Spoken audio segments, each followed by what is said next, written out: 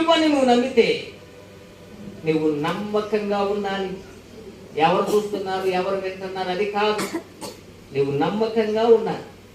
ఇంక వేరేదేమి లేదు. చూడండి, అతడు అబ్రహామును చూశాడు.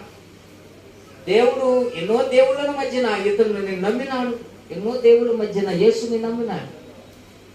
వచ్చేసాడు. మరి ఆ పక్కన తోచేసినాడు, వచ్చేసాడు.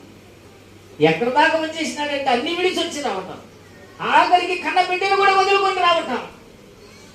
ఇప్పుడు బలిచ్చేసినట్టయితే తిరిగి ఒక్కడే వెళ్ళిపోయేవాడు, తన విశ్వాసాన్ని నిలుపుకొని వెళ్ళిపోయేవాడంతే. కానీ దేవుడు దాన్ని అలా చేయలేదు. అబ్రహాము ఏ మాట అన్నాడో దాన్ని స్థిరపరిచినాడు. పొట్టేలు దేవుడు చూసుకుంటాడంటే దేవుడే పొట్టేలు తీసుకు. నీ మాట స్థిరపడాలంటే నీవు నిండు మనసుతో కాలేబులాగా ఉంటే ఆ మాటలో